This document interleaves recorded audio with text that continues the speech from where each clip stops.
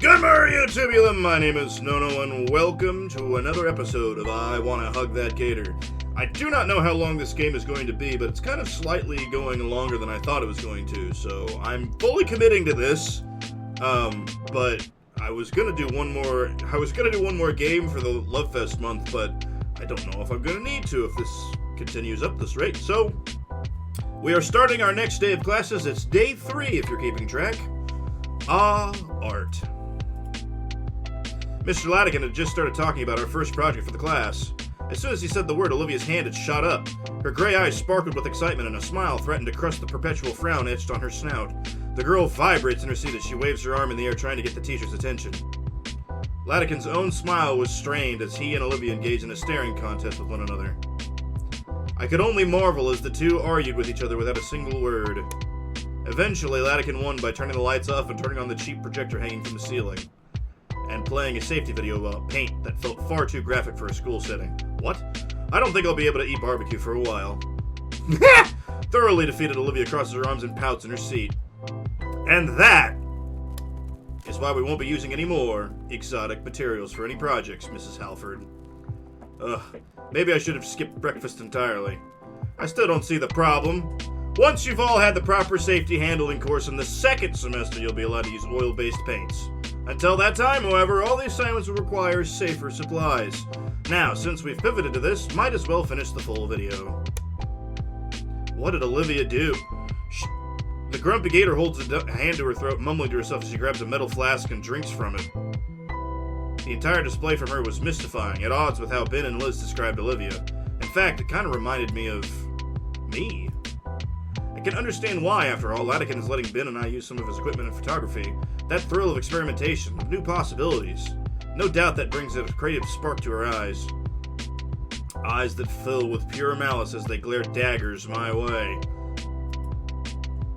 Oh, was I staring? Oops. Before I could offer an apology, she had already had her hands on the wheels. She rolls up to Latigan's desk. He leans forward intently. I can't make out anything that's said through the video, but going by the occasional glare back, it's not hard to imagine. Crap, I really didn't mean to offend. Latigan notices I'm watching and motions for me to come forward. Slowly, I shift out of my seat and approach the desk. Alright, there's something going on here. Latigan speaks in a hushed tone, just loud enough for me to hear over the makeshift matinee. Olivia's telling me you're making goofy faces at her. No, I said he's been staring at me all through class. Huh? It's weird, like he's never seen someone like me. Can't you move into a different seat? Now hold on a sec there, Olivia. Let's not get ahead of ourselves. I'm sure this is just a misunderstanding. Mr. Latigan! It's like she's a different person here. She finished out a canteen of water and brings it to her mouth. You're giving a lot of leeway when it comes to seat assignment, but asking for something like this? I just want him to leave me alone. She sips again. What's that about? Well then, Inko, you tell us. What's on your mind? Can't have disagreements between classmates this early in the year. I'm confused. I didn't know there was any disagreement between us. Well, sometimes it's the little things you do that you don't even think about that affect people the most. Anything like that come to mind? I shake my head. Olivia's glare doesn't diminish away from my field of view. I mean, I've been a bit curious about her since we sit next to each other and I'm friends with some of her friends. We all sat together at lunch yesterday. Latigan nods to himself thoughtfully. Sounds like he just wants to hang out, Olivia. Her face scrunches at the mere thought. Not really interested. He's distracting me from classwork. I want to watch the video without being gawked at. Sorry, I didn't mean to. Does that resolve the issue for you, Olivia? No, I don't want somebody in this class. She goes to take another sip, but ends up turning the canteen upside down. All out. Olivia, you can go fill that up if you want. You won't be missing anything. The video's nothing you don't know already, I'm sure. Olivia eyes me suspiciously and slowly moves out the door towards the nearest water fountain. Latigan sighs. Alright. He leans back in his chair with his arms rested behind his head. Inko, I told you yesterday if the air needs clearing to do it yourself. Now she's in a mood because you were staring at her like a weirdo. And here I thought you two would get along. She even gave you that sketch that she made of you. Truthfully, I'm impressed, but here we are. What's going on, big guy? Again, sorry. It's been a pretty busy few days. Yeah, I've gotten into a cool friend group. We're all gonna sit together at lunch. Olivia's there too. She didn't say much, but I got her a soda. Don't know why she's so upset at me. It's nothing personal, Inko. It's not? She's resentant, especially when it comes to change. If you're at her lunch period too, I can see why she'd be wary of you. If you don't mind me asking, Mr. Latican. Yes? Why is she so open with you? How do you mean? Just now, she spoke more in that conversation than all the other times I'd seen her yesterday. I saw the canteen, I figured it's something to do with her voice, but it's surprising. Her water bottle's the other way around, and it's unfortunate, but she really just rarely talks at all. And I guess she really trusts me. I've known her since she was a freshman. She seemed to gravitate towards art and how I taught it, and soon enough I took her under my wing. Literally! But she lives with Damien, right? He's at the lunch table and she still barely talks to him. Poor kid.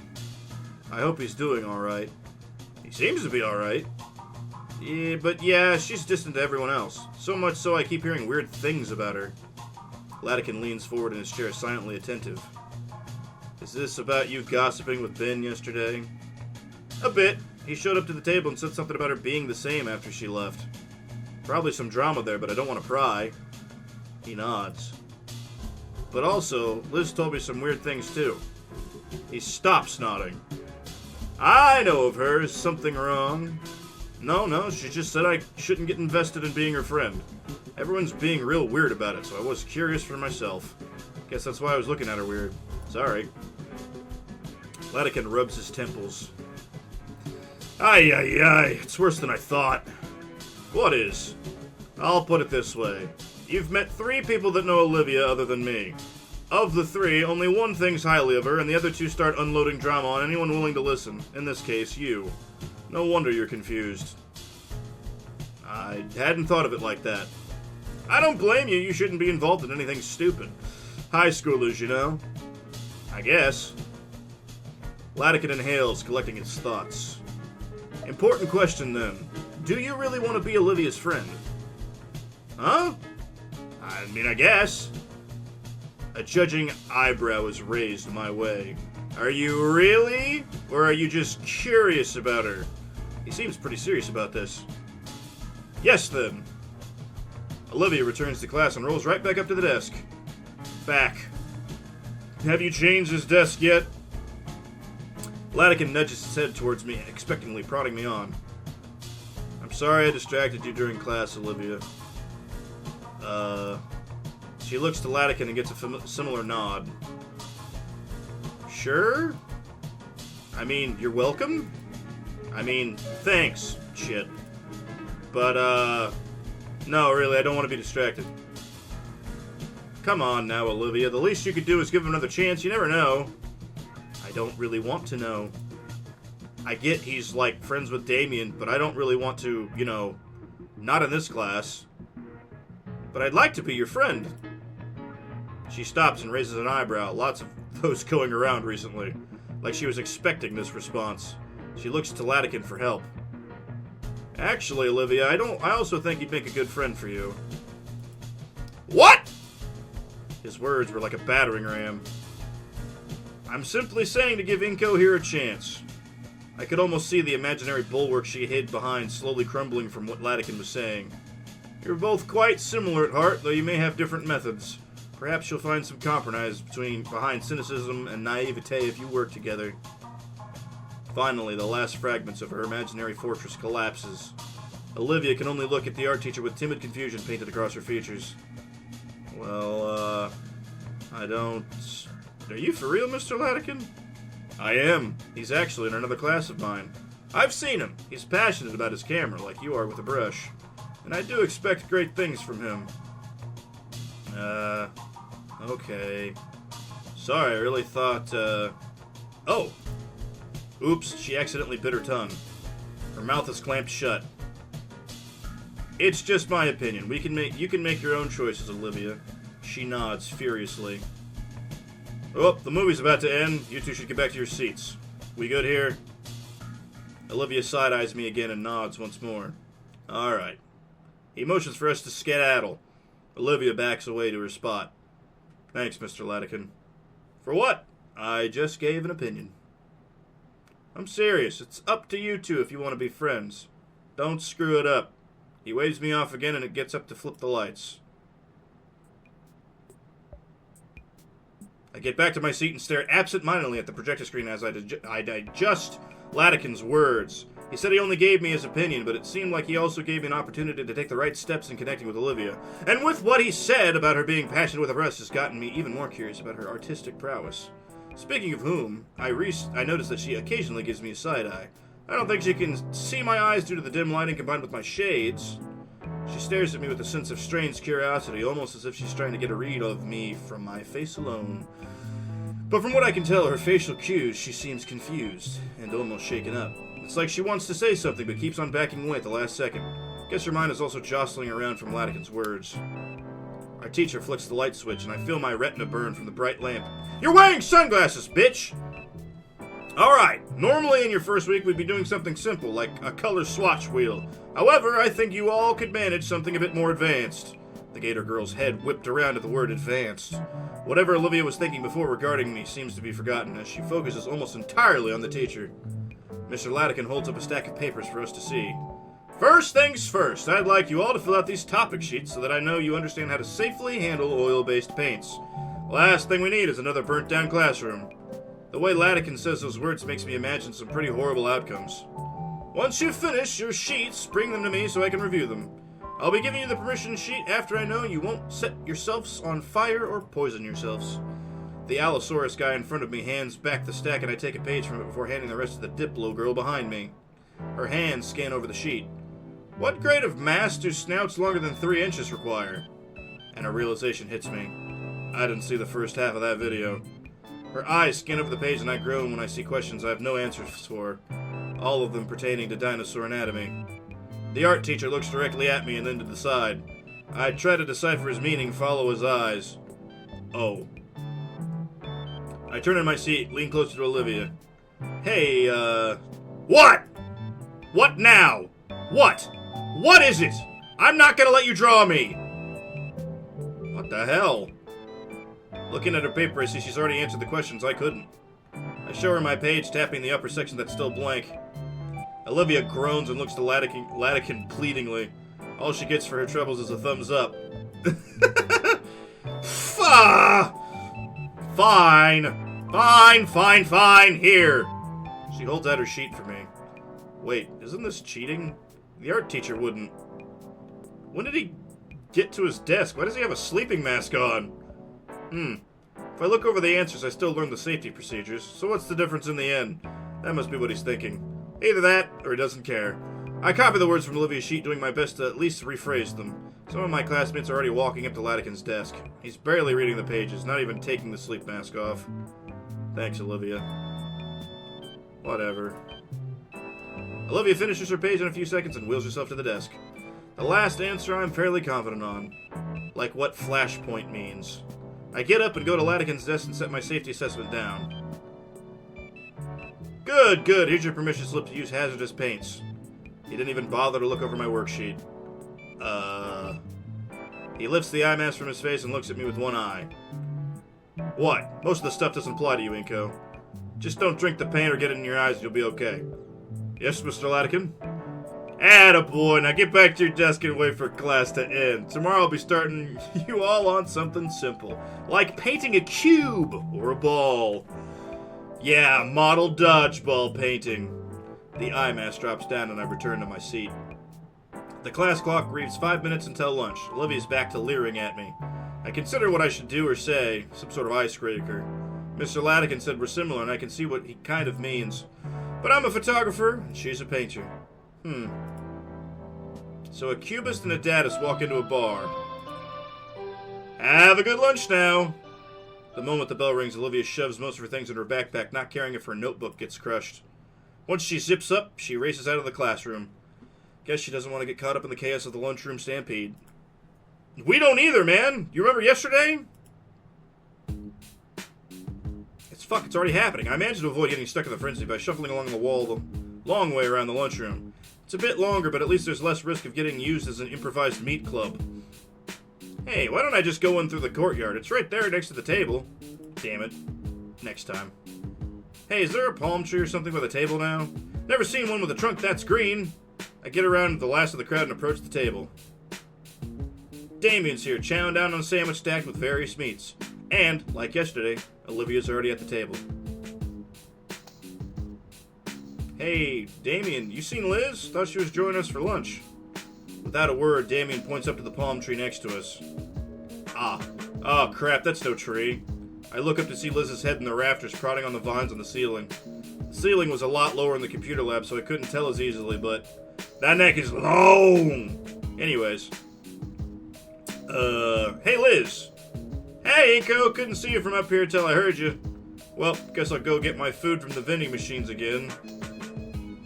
Making my way over to the vending machines, I do the same song and dance I did last time. A card swipe and a few button presses later earned me a couple of cans of soda, 2 bags of chips, and a few candy bars. It's like when the teacher asked if you brought enough candy for everyone, only now it's true. I head back to our table, the bundle of food stuff in my makeshift pouch, and distribute them. Olivia gets her share, but she doesn't say anything. Aw, sweet! Oh, why thank you, Inko. Damien, if you'd be so kind. Already on it! Damien cracks open a can of soda just as Liz lowers her head to him. She's wearing a novelty soda cap. I love that! Then she speed swaps the old can with the new one, almost like he's swapping wheels on a Formula 1 race car. Thank you! No problemo! Liz's head cranes back up to the top of the ceiling to continue eating the foliage. So, Nico, how's your day been so far? It's been pretty decent, I'd say. I'm mostly looking forward to photography since Ben will show me how some good photo spots. Cool, cool. Damien just nods as he continues to munch on his sandwich. I think he's zoned out about halfway through my sentence. That's fucking impressive. It wasn't even that long of a sentence. Oh, and also, Liz helped me submit my contrast entry. Awesome. I can always rely on Liz to help you out. Flattery will get you nowhere, Damien. Just saying the honest truth. Liz entered the contest too, right? Everyone must be trying to win the cash. The money's on... Okay. Liz comes down again with a mouthful of leaves. Her hands hold up a tray with each segment filled with a different sauce. But the real prize is having your submission featured on the sponsor's magazine cover and in the featured article. How is she still articulate? You have any idea how great that looks on a resume? Heck, I could probably get a scholarship with that alone. Whoa, you really think you got all this planned out? What'd you submit? She takes a moment to swallow her salad and then shares a huge grin. I submitted my best digital art piece. Ooh, what is it? Here. The tray is set aside so she can bring out her phone to show Damien and me her entry. It looks to be a village townhouse piece, very rustic and classy. It looks pretty good. Yo, that's so cool! That looks so realistic! Thanks! Took me a week to really blend some of the more fanciful elements into each other. I based it off my grandfather's home from the old country. This is amazing! You can even tell the whole thing's digital art at all! Damien grabs hold of Liz's phone and turns towards Olivia. Hey, Olivia! She jumps up, having been suddenly made relevant to the conversation she was just spectating. What? I'm not giving these chips back, they're mine! I was just gonna show you Liz's entry. Olivia narrows her eyes and leans over to see the image on Liz's phone. She then looks up and gives Damien a quick nod before returning to eating her chips. Damien's smile falters a little at her minimum response, though he's back to his usual grin as Liz takes back her phone. Wow, Liz, I didn't know you were so into digital painting. That looks great. Do you plan on being an artist after graduating? Aw, thanks! Well, no, I don't plan on being an artist per se. The plan is to be an antiques dealer, specifically with art. What's that mean? It means she buys the splattered canvases everyone else just uses for money laundering. Ha, no. It'll be real deal stuff. There's a real market out there for it. So I'm taking the AP business class and using the school's prestigious art program. That's actually why I picked this place out. There's a real elite selection of graduates from here. Oh, you're the school treasurer too, right? I sure am. I'm doing everything to make sure I'm ready for the real deal. I do love painting, though. It's not just an ends to a means. Maybe that's why I want to get into trading. I can get the right people the right art they need. That's Very thoughtful. I should start thinking about my future more. I wonder what Olivia thinks about all this, if she's even interested in it. Damien is just exaggeratedly nodding his head up and down. I don't know if she's agreeing with Liz or headbanging to some tune and he's playing in his head.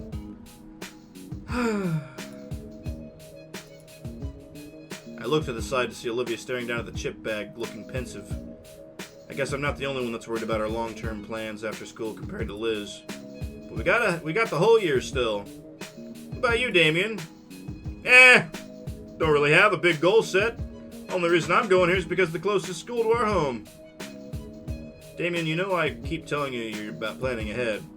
I know, but I like keeping my options open. So what are you going to do in school? I just picked out any classes that seemed interesting to me. Though I gotta say, home economics class is pretty fun. I get to make food in class and eat it too. From learning skills in class like that, you'd be a perfect husband. Yeah! Wait, what? What?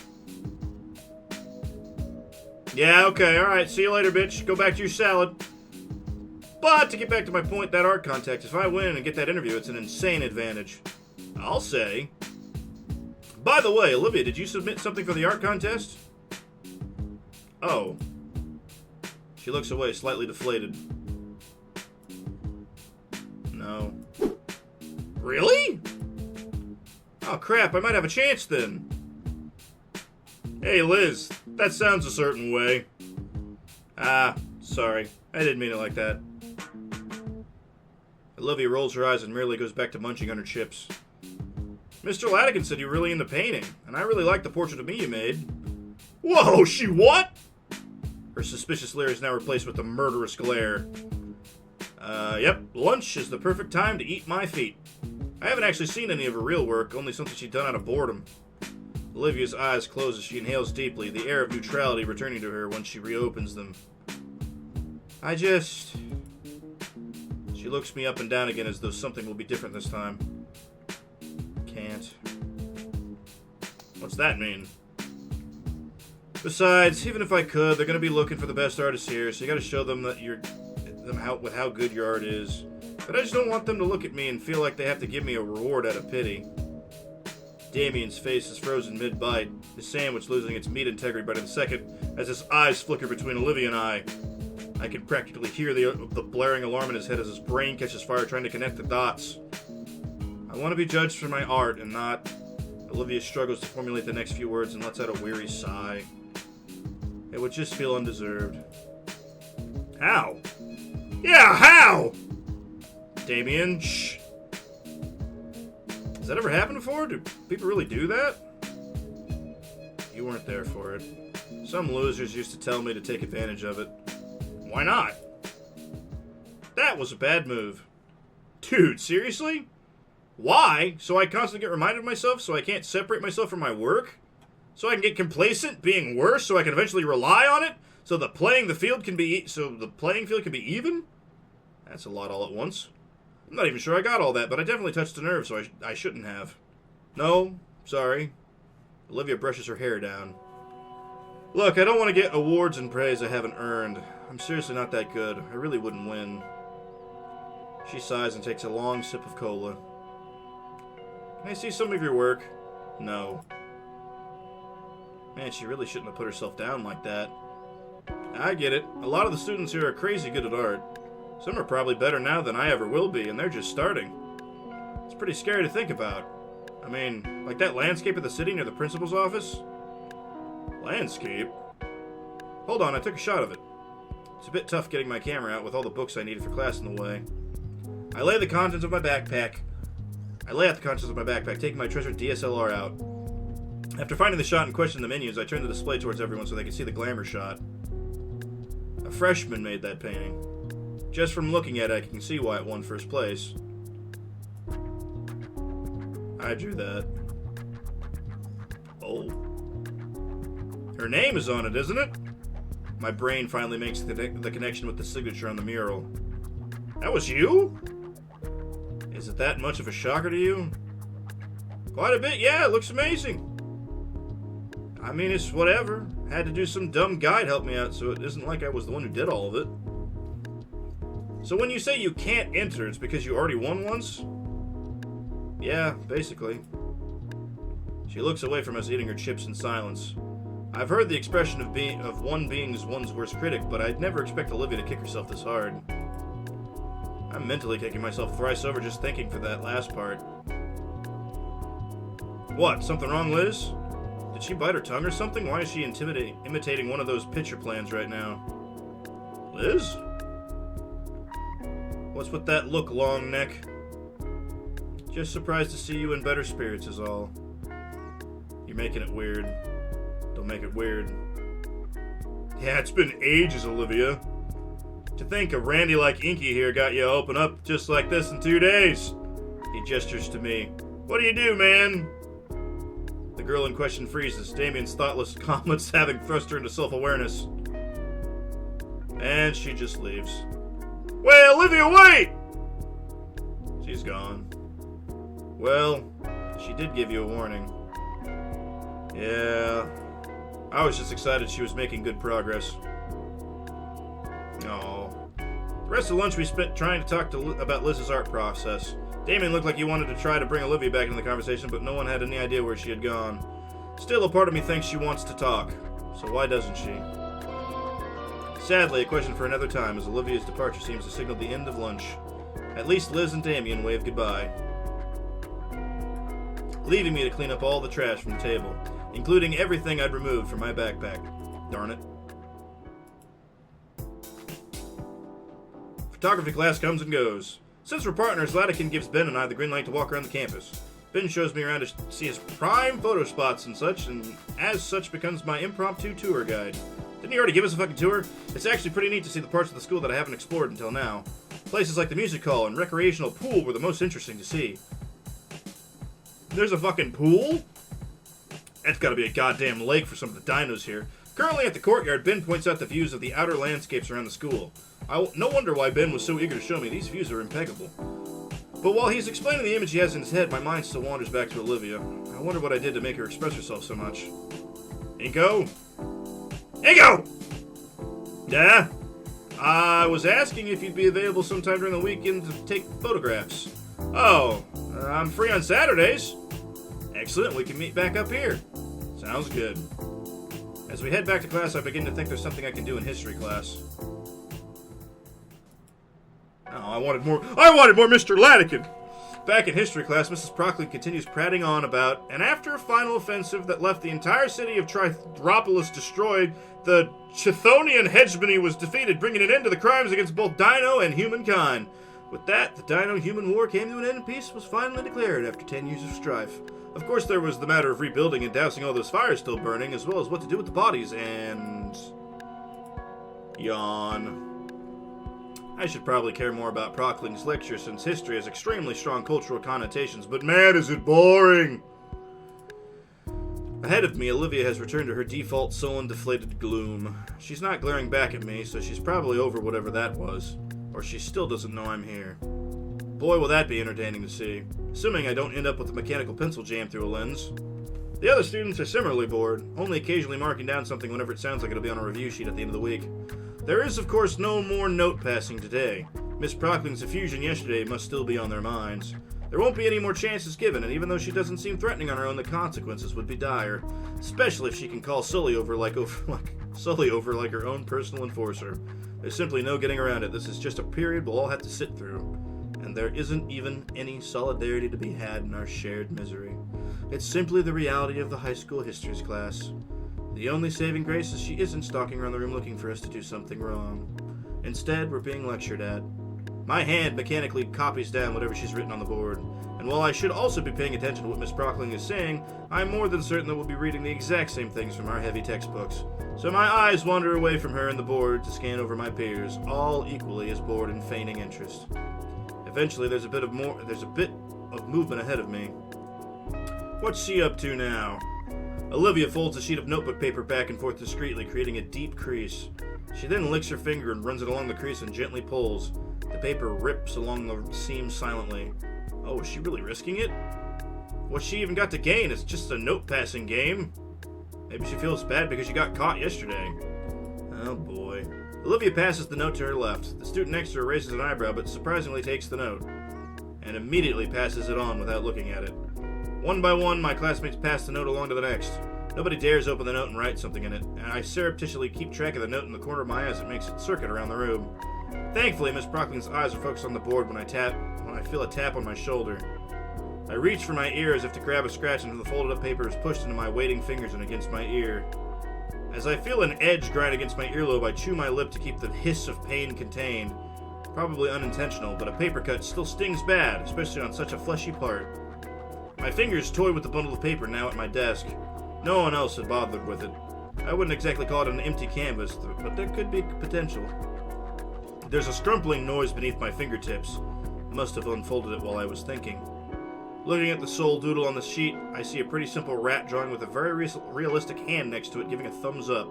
There's plenty of space this time, and Miss Procklin is preoccupied at the front. I doubt she'd even notice. The temptation is there, making my fingers itch at finally getting a chance to do something fun in this sleep-inducing class. In fact, I have the perfect idea in mind that'd catch Olivia's attention.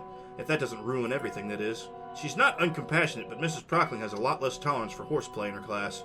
We probably wouldn't get another chance. And going by Coach Sully's one-chance policy, and now these guys aren't even considering playing along, I bet it really wouldn't be pretty. Kinda makes me concerned for Olivia. I could just hold on to the note and give it back after class. Heck, Olivia would have never even known. I don't know if she knows I'm in this class. Draw the Gator girl on a half pipe, hold on to the sheet until... Ow! Ah! Ah! Draw the Gator girl on a half pipe. Fuck it, we're committing. What's life without a bit of risk? I wait for Miss Procklin to start a new tangent to make sure I have enough time. She just said something about the single continental movement. Time to move. This is going to be basically a stick figure, but it's just a doodle. If only you could doodle a photograph. I'm not sure what I mean by that. I also don't know how to draw a wheelchair. In the end, it looks more like an abstract depiction of a bow-legged T-Rex than what I wanted. It'll have to do. I check it over one last time as if I had the conceptualization to improve it. Ah well. I pass the note forwards, carefully to not notify the teacher. Olivia takes the note over her shoulder once more, not checking it. She seems to deflate a bit on opening the note, probably because of all the blank space. Doesn't look like she recognizes whatever I did either. Maybe I should talk about it with her after class. I don't know. Seems like an okay thing to do. She just passed the note again. What? Once more, the process of students taking the note and passing along without looking at it. Although this time it's a little bit more collectively annoyed. It probably won't go around again. Why the heck would Olivia send the note around again? Nobody's gonna change their mind and draw something now. Is it desperation? Thoughtlessness? Whatever it is, the note's coming my way again. Once I take it, I confirm that yes, once again, nobody else wrote anything. However, there is a doodle of a rat with a flamethrower from Olivia. Cute. Alright, guess this time I'll draw... How about adding myself to the sketch of this half-pipe? This time I depict myself as a stick figure. No use trying to go outside my skill over for a note-passing game. It's simple enough to do. I even include my sunglasses. Yeah, I'm liking this. Maybe I should also make sure Miss Procklin isn't looking my way. Yeah, she's not right now. I'm in luck. Alright, time to pass this on. I pass the note forward once more. Olivia pinches the note between two fingers, still not looking back. I keep saying that, but I guess it's not weird. Why would you look back in that situation? She checks the note and looks a bit down again. She glances up at the corner I'd drawn in. Uh-oh. I nearly fall out of my seat from the sudden loud noise. There's a moment of unwavering silence before a voice speaks up. Miss Halford! The girl in question shrinks in her seat in embarrassment. Sorry, Miss Procklin. I saw a spider. Miss Procklin simply sighs, muttering to herself and turning her attention back to writing more notes on the board. She turns her head back slowly, just enough to be able to make eye contact with me. While she slides with judging contempt and curiosity, I see her hand is tenderly massaging the tip of her tail. Looking at the floor, I think she managed to chip the linoleum. As soon as Procklin turns around to continue teaching, Olivia scribbles something down. She turns to look at me once more, hesitating, then she flicks the note in my direction. It completely misses me. I try to catch it midair, but end up slamming my face onto my desk to get it. Mr. Nito, what was that noise? I palm the note in my sleeve and strain to keep my injured eye open. The teacher probably meant the foot stomping. I, found that spider, Miss Procklin. The teacher grimaces. That better be cleaned up by the end of class, then, Mr. Nito. Yes, ma'am! I breathe a sigh of relief as my excuse weathers Mrs. Prockling's stare. She turns a few pages in the textbook lying on her desk, instructing the class to do the same as she searches for something. She's distracted. I can finally see what Olivia drew. There's now a surprisingly detailed dodgeball whizzing towards my stick figure's head. I want to be upset, but I find myself admiring her motion lines. Seriously, she should be an animator. I mull over what to add and settle on giving the large rat sunglasses as well. A few seconds later, he looks twice as cool as before. I look up to Olivia, pondering how to get it back to her when a sinister idea comes to mind. Her hood hangs open as it rests on her back. It's a tough shot, but... bingo. Olivia scratches at the back of her neck and finds the note. She looks back with squinted eyes, judging my intent and scanning me for foul play. She mouths something at me, a question I think, but I'm not the most apt lip reader, especially when said lips are thrice as long as a human's. She still unfolds the page a second later. She's already added a new sketch and folded it up. The note lands neatly on my desk this time, and I expect the latest edition. More rats doing decidedly non-rat activities. I wonder what she'd think of a cat this time. We continue passing the sheet back and forth, adding new sketches and adding to others. My fingers are starting to tire when Miss Prockling addresses Olivia. Alright, Miss Halford, you may leave now. Everyone else, you may take the last 5 minutes to start on your homework. Olivia takes her time to pack away her supplies, occasionally glancing my way. Gone is the paranoia. It's now become just plain confusion, as if I wouldn't play the doodle game thing with her. Even as she wheels out of the room, I notice her eyes still on me. I give her a wave goodbye, and she seems shocked by that, turning her head and finally passing through the doorway. Right then. Homework. Ah, crap. It only now occurs to me that there's a pretty good reason the teacher doesn't want us slacking off during class. For the last 5 minutes, I try to speed read the second chapter in its entirety. Failing to get any good information to use for today's homework, I just resolved to check online for a lecture that's not as boring. Maybe one with a good animation, even. When the rest of us are finally excused, I realize that I still got the page full of doodles. Considering all the stuff on it, it'd feel like a waste to just toss it. I decide to keep it, slipping into one of my binder's extra plastic sleeves. With everything safely packed away, I shoulder my backpack and exit the room. Man, now I get why Olivia gets to leave class this early. The halls are so packed and chaotic once class ends, I always end up being pushed around by rowdy students headed towards their next classes. Once school ends, it's worse. When I saw it yesterday, it was something else. The word riptide comes to mind. I ended up just waiting around for a few minutes for the flow to die down. It's looking like that's just going to be my routine now. I passed by a few more art displays on my way to the stairs back down to the first floor. This isn't the art wing, but there's still a bunch of displays up. Maybe there simply isn't enough space. Something presses into my chest and lurches at me to stop. It's Olivia, holding an arm out to stop me. She's still staring up at me, though less suspiciously. Her jaw opens, but no sound comes out. She realizes her hand is still out and it retracts awkwardly, indecisively darting between her hoodie pocket and her armrest. Is she expecting something? Oh, the note maybe.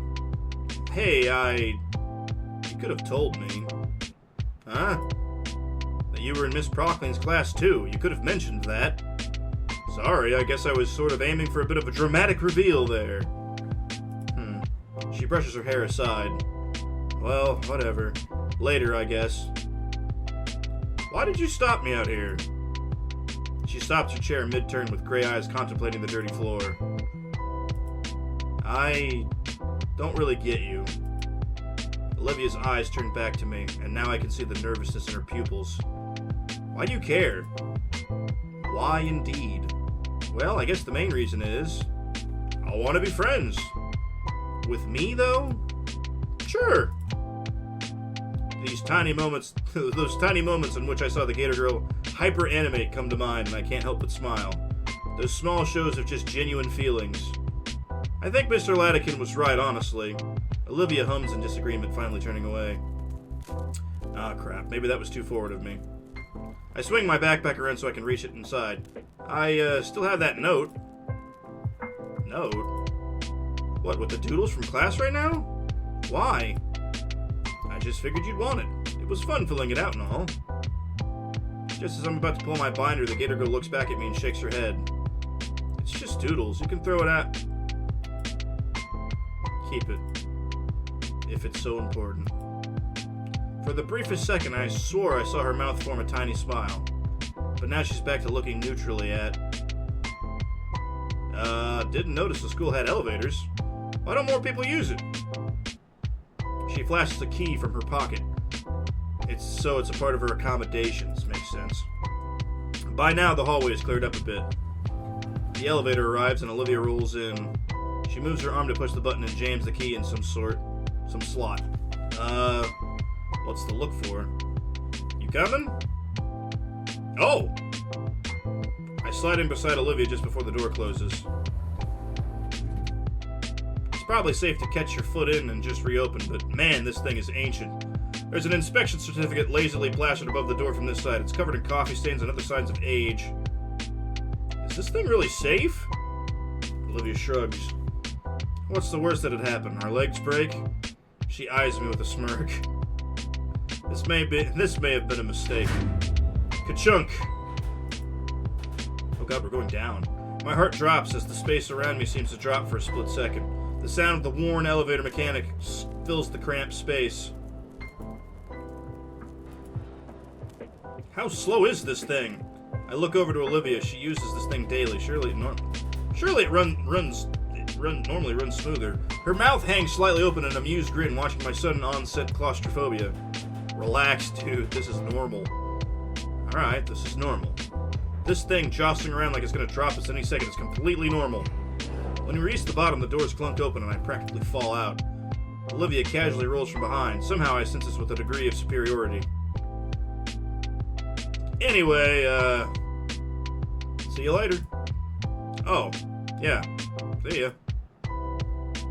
Olivia rounds a corner and I'm left on my lonesome. My senses return to me and I start making my way to the metro station. Yay! As I make the journey home, it strikes me how much progress I've made with Olivia. It's definitely still in its awkward phase, but I can see that she's opening up a little by little, and it's starting to become amusing seeing her get confused by my friendly gestures. All in all, I got a pretty good feeling about this. Liz and Ben sure were overreacting, though. I'll be sure to tell them all about it. Okay, that seems like a perfect place to stop for now. Thank you guys so much for watching. I want to hug that Gator. Please tell me what you think about this game down in the comments below, and I'll see all you know bros later. Peace for now. Bye!